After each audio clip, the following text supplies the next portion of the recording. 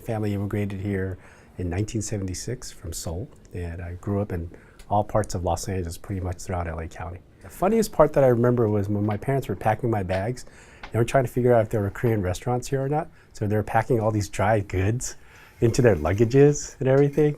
Then we got here, it was like, oh yeah, there's Korean markets. My dad was in government, and my mom was a pharmacist. When they both got here, there were dreams or aspirations of me, my mom going to pharmacy school. They got here, and after finances, they decided to work odd-end jobs. We got some little money and started some businesses. Everything from dry cleaners to bakeries to home cleaning to managing a motel. So pretty much seen a little bit of all the, I would say, small business aspirations of immigrant families here. When I was in high school, I was introduced to a civics teacher named Mr. Hughes, and I understood the civic participation, or that people in government could do things, you could influence decisions in government. After kind of getting into politics or working on a couple of campaigns for extra credits, I kind of said that, yeah, I think this is what I might want to do. In my undergrad years, I actually was the student body president at the university. So that was kind of an eye-opening experience, how one person could actually shape a lot of things. When the riots happened, I was actually working for the SaIGu and the California State University. My parents actually owned a bakery not too far from here, actually.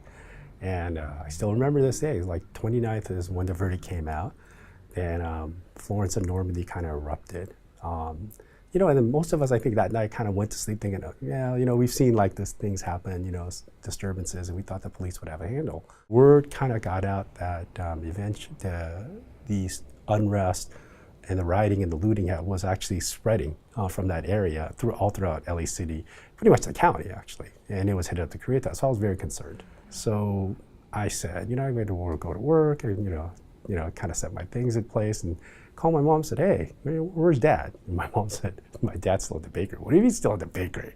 Pretty much people were told, don't stay. It's better to guard your life than, properties or, other things lost. So kept on trying to call the bakery. It was very unsettling. I couldn't get a hold of my dad. I left work and I actually went just to make sure things were okay. Then it was like a big mob. Then electricity went out, there was a fire. We had an appliance store next door that was all looted. Across the street was a TV repair shop. There was restaurant. It was probably a frenzy for about a good half a day. I kind of had a little bit of plan just to make sure that we were safe. Created a little barricade. I borrowed some guns from my friends, actually a lot of guns from my friends. And my friend said, I can't get there now, I'm gonna get off work, we'll join you, make sure they're okay. Police were stretched in, there were a lot of police around. So you did what you can, My dad certainly was in his 50s. I was much younger, but I really didn't feel that he was safe. And I think, and probably firearms would have been the last recourse, but we did everything we could. The next thing was, who else could we get up here? Just to kind of make sure, because I think as long as we showed numbers, people weren't going to do anything. If we were out there doing something to agitate the crowd or doing something to try to intimidate the crowd, then I think it would have turned out much worse. And along the way, there was a fire across the street. So I actually bartered with the LA Fire Department. I went over there and said, hey, I know you guys been out a lot. Then this women highway patrol officer looked at us kind of funny, because she didn't know if we were going to try to attack them or not. And we said, we're not here to do anything. We said, we got some soda, some water, some food. You're more than welcome to take all this. All the electricity basically at the restaurant and the bakery are out. Everything's going to spoil and rot. So along the way, actually, I bartered a couple of cases of sodas and some couple of cases of water for a yellow caution tape.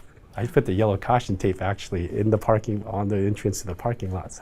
When people were looking to riot again, they saw the caution tape and people probably said, it's probably burnt or something.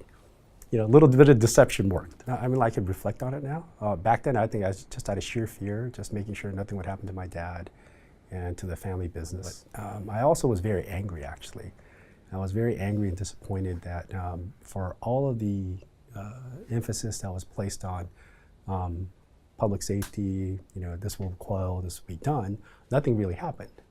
It grew in proportion overnight, and it took a really long time before everybody got a kind of a handle of it. I think I was angry at everything, at the entire circumstances. add everything, just the way why the frustrations of the community, all the business owners who lost everything. I think 58 people died. That's certainly a tragedy. That's not talked about. 58 lives and their families will never be the same again.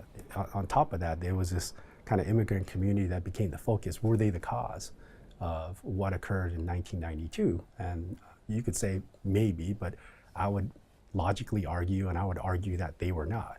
They were just caught up in the circumstances of the time and angry actually at how the system had let down not only the people who were angry, who were protesting, who were looting, but angry that the people who basically were looking to make means, who had families of their own, are now basically fend left for themselves, just like I was. Because of the riots, there was a stigma attached that you really don't want to go down to LA because it was very dangerous. And ultimately, it forced us into bankruptcy. That was like the only way to go because my parents were stretched too thin with creditors, and the bakery and some of the other businesses after the riots all basically didn't work out. And my story is one of many businesses, and a lot of people lost out, and they had their hopes and dreams tied to buildings and properties and businesses. So post riots, there was a big effort to make it really difficult for certain businesses to rebuild in Los Angeles. Barbershops, swap meets, dry cleaners, and really corner markets or liquor stores. The city and the county took action, said if you have these 4 types of businesses, you'll have to go through a new conditional use process. If you had a building or a business that was burnt, and for you, without no economic means, have to maneuver through the bureaucratic channels to get new licenses, new permits, and one of the conditions of a conditional use permit is that you go through a public hearing. And in many cases, a public hearing process was used to keep these businesses from ever opening. Paul thought that was outrageous. So he thought the technicality of what the city and county had done was ludicrous. We had this meeting actually with the mayor and with his chief of staff and policy. And in that meeting, Paul said, I introduced this bill. And the mayor pretty much said, if you give us a little more time, we'll help these Korean business owners find a new livelihood. So Paul said, all right, we have an agreement. I'm going to give you a year. I'm going to give you a year to basically help. And all it came down to basically was about 122 Korean business owners. The mayor did what he could, but ultimately not 122 business owners got the help that they wanted. And the city could have done a lot actually at that point. But the city, because of the conditional use permits, they were vehemently opposed to having these businesses reopen, even though they had the political will to do it. Because I think by then the community had spoken out that we don't want these type of businesses. So Paul's entire legislation was going to say, well, if the city and county is going to continue this, I'm going to write a law basically said you can't do that. And you're going to allow these people to rebuild as they wanted and operate as they wanted. We had a second round of meeting with the mayor and his staff and said, hey, what's going on with this? So the mayor said, well, we did what we can.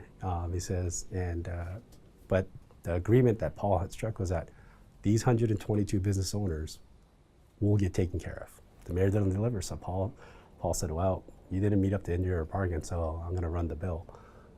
Then the mayor said that, well, I actually, called the governor. He had written a letter to the governor and to the LA delegation in the state saying that, would you please, oppose this bill and veto it? The Democratic caucus, 7 members of the Democratic Party actually voted no and ultimately decided to kill the bill. What we couldn't do with that legislation actually got folded into something else, a larger revitalization bill. But we had pushed so hard, even though that one particular piece of legislation that we really wanted passed did not. But the contents of that bill, in terms of making loans, tax credits, and other things to help everybody here, those sections of the bill survived in the larger Revitalization Act that was passed. But at the time, 120 members of the state legislature for one of the most powerful, government agencies in the world basically debated for 2 years to help out a handful of Korean American businesses. And I was in the middle of it. When the bill died, I was really angry. I was really, really angry because by then I was a little older. I understood the process a little more, and I clearly knew how to work the system. I left. Actually, I quit. It was Mentally, it was too draining. Emotionally, I could not get myself, like the next day I feel just like, I'm just gonna motivate myself to get back up. I was like, yeah, just like one of those times where like, I don't want to say I quit, but I said, yeah, this battle, I need to find better pastures. I need to go somewhere else. Just gave it all my best, and it just didn't happen. It was one of those lessons I learned. There are certain things, you can change, and you accept the things that you can't change. So that was one of those kind of like poignant moments in my life. But I've continued on with politics. Went to work for a school board member. Then went to work for John Chung, who was in the Board of Equalization. And I worked for the governor. And all these offices, the members that I worked for, they always had a twist. They always had little motivations. And having different people with diverse backgrounds and thoughts, opinions all help. And in those instances, I always had a connection to the community. If there was a way I could help somebody, if they could call, even if it's just a referral of things, it all helps. So, and that's why I'm here today, telling the story, maybe help somebody else. My name is Joan. This is my SaIGu story.